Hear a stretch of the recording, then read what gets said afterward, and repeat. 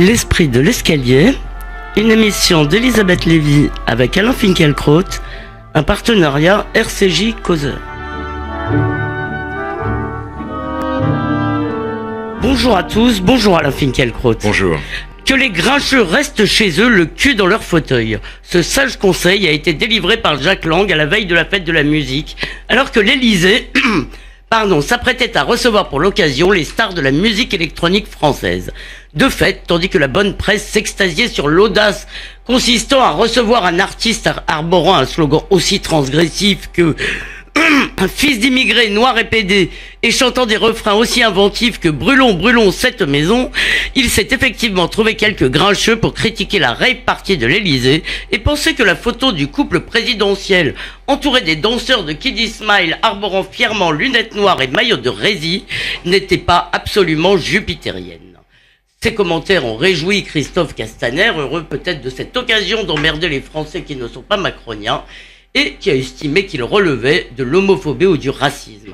Alain Finkielkraut, vous avez parlé de la migraine du en même temps, alors peut-être cette techno vous a-t-elle donné le tournis. Je vous demanderai si le fait de ne pas aimer Kiddy Smile est la preuve que l'on est irrémédiablement un vieux con, et au moment où l'Assemblée nationale se pavoise pour la Gay Pride aux couleurs du lobby LGBT, vous nous direz si on peut encore échapper à ce progressisme des petites différences. Nous parlerons aussi de la crise migratoire déclenchée par le refus italien d'accueillir les navires des migrants. Mais pour commencer, bien sûr, un mot sur l'entrée au Panthéon de Simone et Antoine Veil. Alors j'en profite pour préciser que vous assisterez à la cérémonie, que vous n'avez pas encore le don d'ubiquité et que donc nous avons enregistré cette émission à 9h. Alors Alain Finkielkraut, Simone Veil, qu'est-ce qu'elle a? On honore Simone Veil, bien sûr, pour ce qu'elle a fait, et non pour ce qu'elle a subi. C'est son action remarquable qui lui vaut la reconnaissance de la nation. Mais la déportation a pris une place considérable dans les hommages qui ont été rendus, et aussi, je le rappelle, dans les discours prononcés, discours magnifiques, prononcé par ses fils lors de l'hommage national aux Invalides, et son cercueil est transporté du mémorial de la Shoah au Panthéon. Et j'ai le sentiment pour ma part qu'avec précisément cette entrée au Panthéon de Simone Veil, l'épreuve d'Auschwitz, l'épreuve de la déportation devient une composante de l'identité française. Et je trouve justement cette appropriation plus émouvante, plus authentique aussi que le plus jamais ça, mis à toutes les sauces, et même et surtout que la repentance. C'est un moment extraordinaire quand on pense aussi que Simone Veil, lorsqu'elle est revenue des camps, n'avait qu'une idée, c'était de confier son expérience.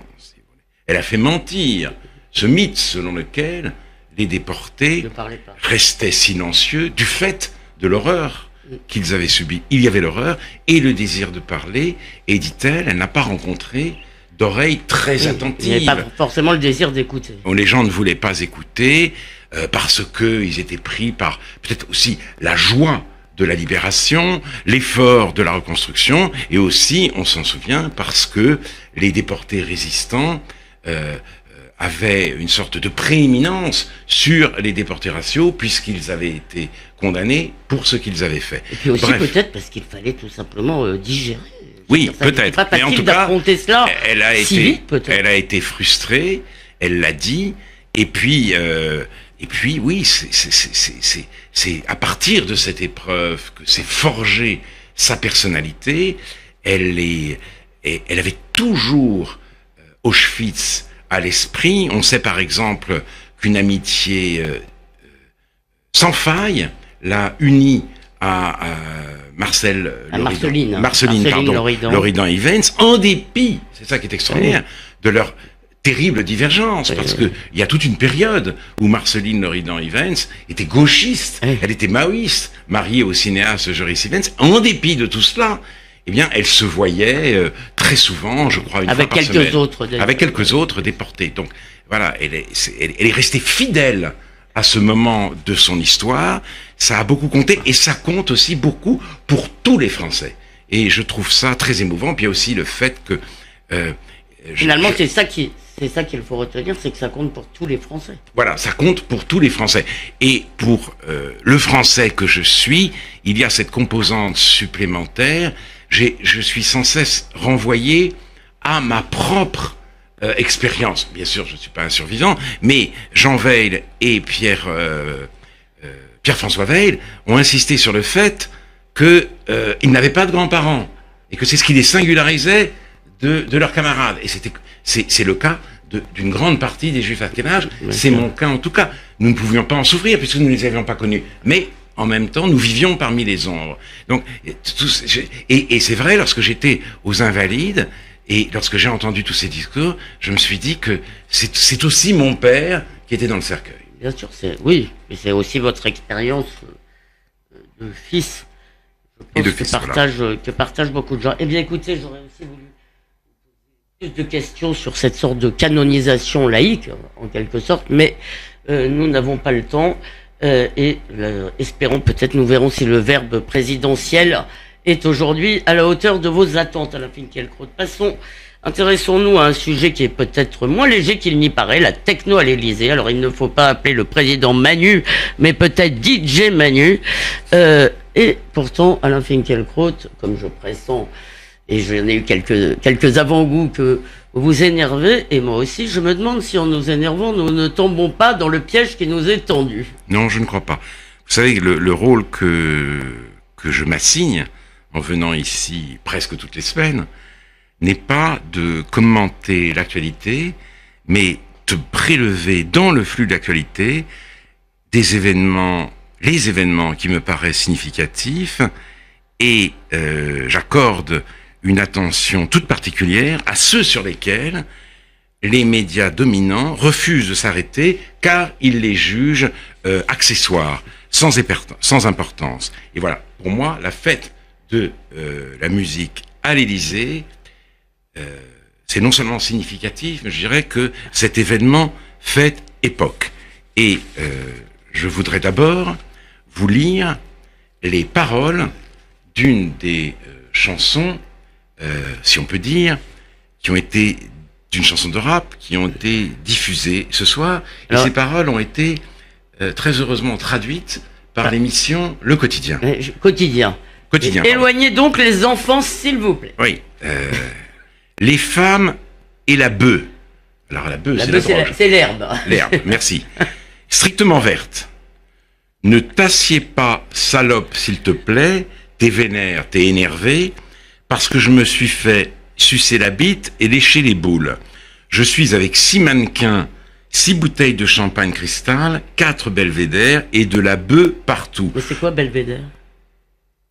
Ah ça, écoutez, je sais pas. Danse, enculé de ta mère, danse. Et alors... Bon, vous mettez pas beaucoup le ton. Hein. Et en plus, il y avait ce t-shirt arboré par Kid Smile, l'artiste Kid Smile, pardon, fils d'immigrés, noir et pédé. Et bien sûr, on nous dit qu'il faut être de droite ou d'extrême droite pour se formaliser de cette déchéance des formes et de cette agression sonore dans la cour d'honneur du palais des palais de la République. Dans les faits, en tous les cas dans le monde politique, ce sont effectivement des gens de droite et du Front National, du Rassemblement National qui ont protesté. Oui, mais ce qui est étonnant et consternant, c'est de voir la néo-bourgeoisie se trémousser au son de l'électro, de voir aussi les hommes politiques de gauche cautionner cette manifestation pour ne pas être taxés d'archaïsme, de racisme et d'homophobie. Mais cet événement je crois, révèle la vérité de cette fête créée au début des années 80 par Jack Lang, que vous avez très heureusement cité tout à l'heure. Ah oui, son interview à l'approche de l'événement pour cette fête de la musique, et c'est la victoire de l'intelligence. Voilà, c'est toujours la victoire de l'intelligence avec Jack Lang. Mais justement, ce n'est pas la fête de la musique, c'est la fête du remplacement de la musique. La musique, c'était, naguère encore, la musique classique ou savante. Le reste, c'était la variété, la chanson. Les chanteurs, d'ailleurs, comme Jacques Brel ou Serge Gainsbourg, acceptaient absolument cette distinction et même cette hiérarchie. Puis, la chanson a supplanté la musique. Celle-ci, ce qu'on appelait autrefois la musique, celle-ci a été reléguée dans un coin. Elle occupe désormais le strapontin de la musique classique ou savante. Et maintenant... Mais vous avez ici aussi parlé, je veux dire justement, vous avez cité Proust, oui, sur les...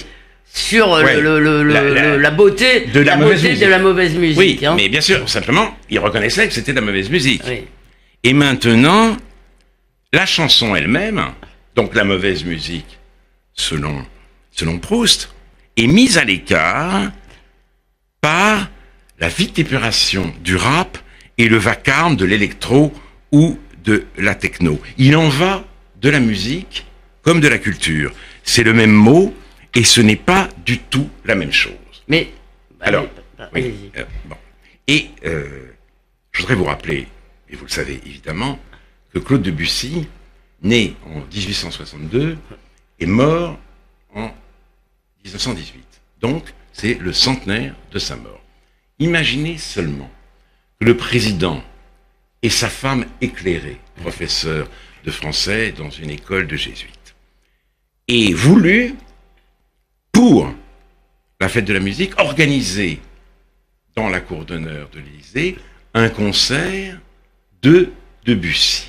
Les Spin Doctors de l'Élysée se seraient arraché les cheveux, l'auraient supplié de ne pas faire ça, parce qu'évidemment, en opérant un tel choix, ils se seraient rendus coupables du crime des crimes. L'élitisme. Eh bien, c'est ça qui est intéressant.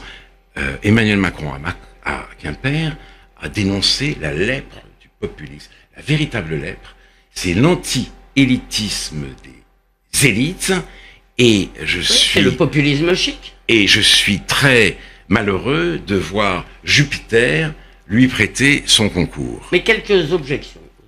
Alors, c'est que est-ce qu'on peut se cantonner, alors je ne parle pas simplement de l'Élysée, mais de votre définition de la musique qui va vous valoir, m'est avis, y compris dans votre famille, quelques discussions vives. Parce que, est-ce que vous pouvez dire, la musique, c'est la musique savante, donc ça s'arrête à Debussy, ça s'arrête... Non, ça ne s'arrête pas. Il y a aussi Ligeti, il y a aussi... Non. Et les Beatles ou Dylan, ça n'est pas de la musique. Alors, écoutez, en tout cas, les Beatles ont beaucoup emprunté au classique. J'ai vu l'autre jour un documentaire sur Arte consacré à Sgt. Pepper, ce qui était extraordinaire. Il n'empêche que, je vous le dis, les artistes acceptaient cette distinction. C'est comme ça qu'on disait autrefois. Quand vous aviez une rubrique musique dans un journal ou à la télévision, c'était consacré à la musique. Alors cette musique-là faisait des emprunts, bien sûr, à la musique populaire. J'ai eu la chance d'écouter, il y a très peu de temps, un morceau, moi qui suis très ignorant, que je ne connaissais pas, c'est-à-dire le tango de Stravinsky. C'est une pure merveille. Mais bon, voilà, mais cette distinction existait, elle n'existe plus, et maintenant, on est encore descendu d'un cran, puisque la chanson elle-même... Et ça, ce sont des tests que vous avez commencé à développer, évidemment, dans la défaite de la pensée, mais un mot quand même sur la question que je vous ai posée au départ, parce que vous voyez bien la réaction de Castaner et de tous les autres dans la Macronie. Si vous voulez, on a bien l'impression que l'un des objectifs, si vous voulez, de cette affaire était d'établir au cordeau la frontière entre les méchants réactionnaires, les méchants vieux cons et les autres. Eh ben oui, ben, il faut s'assumer. Et d'autant plus, si vous voulez, que quand même Macron avait des choses à se faire pardonner. Le candidat avait bien dit qu'il n'y a pas de culture française. Il avait dit aussi que la culture, c'était pas Giono pour les uns et Ayam pour les autres, c'était tout pour tout le monde, c'est-à-dire c'était absolument n'importe quoi. Et nous voyons qu'il récidive, et si vous voulez, il y a toute une frange de l'élite, précisément, qui répond au refus d'hériter. L'un des grands problèmes aujourd'hui, c'est une autre manière de nommer la crise de l'intégration, donc qui répond au refus d'hériter par la liquidation de l'héritage. Il y a cette formule de Nietzsche, admirable. Le désert croît, malheur à qui fait croître le désert. Et là, moi, je voudrais l'infléchir ainsi. La laideur ne cesse d'étendre son empire, honte à ceux qui se mettent au service de la laideur. Parce que avec la techno, avec le rap, avec Kid Smile, c'est la laideur et le vacarme. Et ça fait peut-être pencher le en même temps, tout de même, d'un côté plus que de l'autre. Oui, bien, mais bon, et nous verrons sur l'immigration qu'on ne sait toujours pas à quoi s'en tenir, mais je trouve que cette faute de goût est très grave. Un mot tout de même si j'ai établi un lien, peut-être le contesterez-vous, entre cette techno, si vous voulez, qui était en fait l'affichage LGBT, etc., et le drapeau gay sur l'Assemblée, et sur la mairie du 4e au demeurant, pour la Gay Pride, ça vous inspire quoi? Oui, ça va très loin. Et là encore, il y a eu le même storytelling organisé, des méchants veulent l'empêcher, et fièrement le président... Le drapeau de la Gay Pride sur le toit de l'Assemblée nationale, c'est ça. Oui. Ça va très loin, oui. C'est-à-dire, là on se dit que le jour viendra peut-être, en effet, où les hétérosexuels, pour...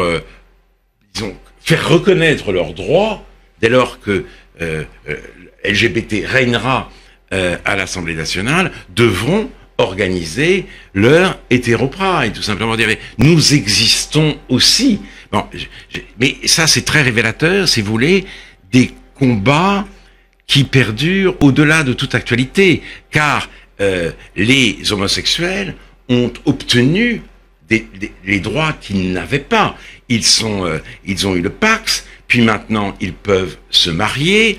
Alors il peut y avoir ici ou là des formes d'homophobie. Il y a un regain, une violence de l'homophobie dans les quartiers dits populaires, ce que LGBT d'ailleurs se garde bien de dénoncer. Mais enfin, et donc on a l'impression qu'avec ces Gay Pride, ils en veulent de plus en plus. Et il ne s'agit pas simplement de se réunir. Il ne s'agit plus du droit à l'indifférence. Et il s'agit d'en demander toujours plus, alors que l'égalité des droits est aujourd'hui reconnue. Et puis il faut dire aussi quand même que cette Gay Pride annonce cet événement très paradoxal, le retour des processions dans la société contemporaine, si vous voulez. Oui, les processions, elles étaient réservées au culte catholique, et puis quand le catholicisme a reflué vers la sphère privée, eh bien, c'était la fin des processions. Avec la Gay Pride, nous assistons au retour paradoxal des processions dans les rues de nos villes. Bon, et en parlant de fêtes et de processions, vous n'avez pas voulu commenter le foot? Non. J'ai regardé le match avec des amis, j'ai vibré, c'était un match magnifique, je suis très content de la victoire de l'équipe de France, mais j'ai été sollicité par un certain nombre de radios et de chaînes de télévision parce qu'ils ont besoin de remplir leur studio, et j'ai refusé de m'exprimer. Pour moi, aujourd'hui, le foot relève de la sphère privée. C'est mon fils et moi, mes amis et moi, et ça ne regarde personne d'autre.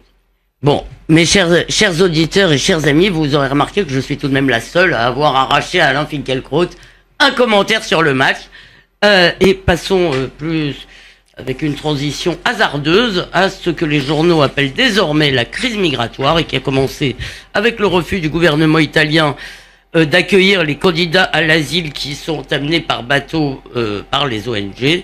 Donc cette crise se termine en bataille de chiffonnier européen, Alain Finkielkraut, parce que tout le monde a crié victoire vendredi matin, annonçant un accord sur la question. Et quand on a regardé tout ça d'un peu plus près, on a surtout l'impression que personne ne sait quoi faire. Il nous reste peu de temps, je vous laisse donc... Alors, l'immigration, pendant très longtemps, on nous a dit qu'elle était souhaitable. et même providentielle, souhaitable à un double titre. L'hospitalité et l'ouverture, c'est pour nous conforme à nos valeurs. Elles font partie même de la définition de l'Europe, puisque l'Europe aujourd'hui se définit quasi exclusivement par le droit et les droits de l'homme, même plus les droits du citoyen. Et on est souhaitable aussi et démographiquement, économiquement, comme le dit Olivier Pastré, l'économiste Olivier Pastré. 30 millions de personnes, de jeunes en trop au sud de la Méditerranée à l'horizon 2030 et 30 millions de salariés qui manquent en Europe au même horizon. Donc on va avec les 30 millions de là-bas ici, et voilà, le déficit de fécondité sera comblé. On constate évidemment que les choses ne se passent pas ainsi. Donc, deuxième discours, si vous voulez, c'est fatal. Peut-être que ce n'est pas souhaitable, en tout cas c'est fatal. On ne peut rien y faire. Il faut savoir accompagner le processus. D'accord. Et encore, ça c'est le discours bâton des gouvernants. Ce n'est pas tout à fait le discours des médias qui, eux, continuent à dire que c'est souhaitable. Oui, absolument. Mais vous avez raison, les gouvernements, aucun gouvernement n'est aujourd'hui immigrationniste. Oui, alors, et même les journalistes qui font des enquêtes se rendent compte que ça n'a pas... ce n'est pas l'apport qu'ils attendaient à l'économie, mais ils disent... Oui, enfin, leur cerveau droit a du mal à voir ce que voit leur cerveau gauche ou l'inverse. Mais même quand ils le reconnaissent, ils disent c'est fatal, il faut s'y faire. D'accord. Et voici tout d'un coup que l'Italie décide de ne pas accepter les bateaux dits humanitaires dans ses ports. C'est Matteo Salvini. Donc, tout d'un coup, la politique peut faire quelque chose. Et évidemment, c'est-à-dire, ça suscite un véritable affrontement entre les Européens. Il y aurait d'un côté les populistes et de l'autre ceux, encore une fois, qui sont fidèles aux valeurs de l'Europe. Sauf que l'Europe, ce ne sont pas seulement des valeurs. Et le mot de valeur commence à me devenir insupportable. L'Europe, c'est quelque chose de plus tangible. L'Europe, c'est des places, c'est des villes, ce sont des œuvres, ce sont des langues. Vous n'avez pas parlé d'églises, j'espère. Ce sont des mémoires, ce sont des églises, bien sûr, ce sont des palais. C'est une mode de présence sur Terre, c'est un style de vie. Et la plupart de ceux qu'on appelle populistes veulent que l'Europe reste Europe et que la nation qu'ils habitent reste une nation. Voilà. Et c'est cela qu'ils manifestent. Mais il y a tout de même un paradoxe, c'est que, si vous voulez, entre Macron qui fustige la lèpre populiste et les dits populistes, en réalité, ils ont tous veulent sur l'immigration arrêter autant que faire se peut, et c'est ma question à Alain Finkielkraut. Le problème, c'est que quand on regarde dans les détails, personne n'a une traître idée de comment on maîtrise nos frontières. Non, on a beaucoup de mal à le faire, mais encore une fois, on nous explique aujourd'hui que l'Europe se replie sur elle-même, qu'elle devient une forteresse. Ça, c'est le discours des valeurs. C'est une forteresse. Et ceux qu'on appelle les populistes disent c'est une passoire. Qui a raison? Les populistes. On nous dit aussi il n'y a plus de véritable flux migratoire en Europe. Ça a baissé même de 90%. Oui, en Méditerranée, mais en France.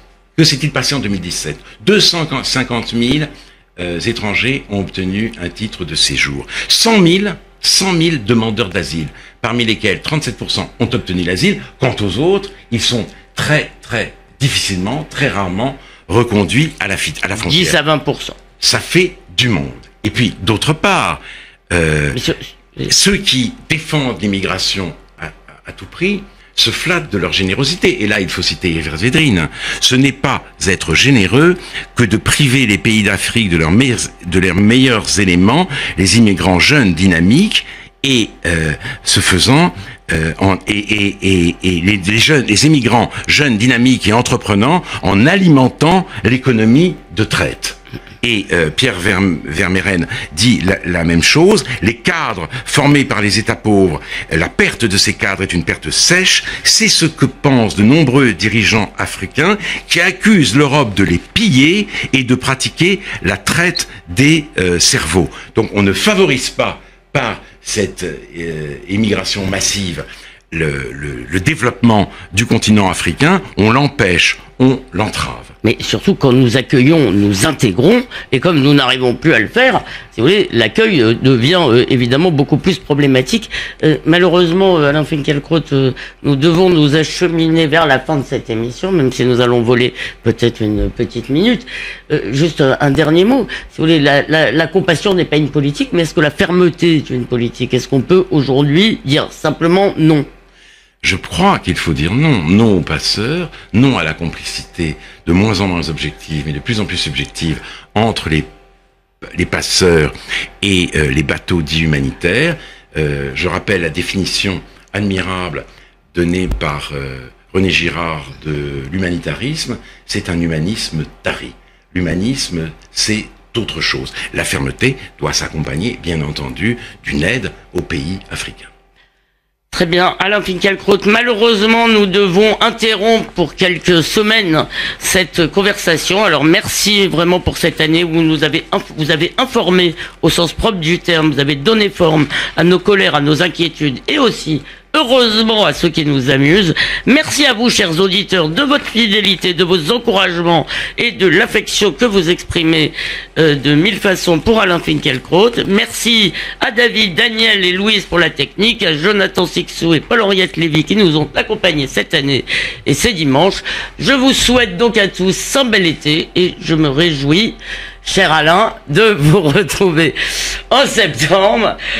Cachez votre joie surtout. D'ici là, vous pouvez écouter cette émission sur causeur.fr et radio rcj.info. Et bien sûr, vous pouvez lire Causeur qui vous parlera cet été de ce que devient l'amour après Weinstein. Bon été à tous.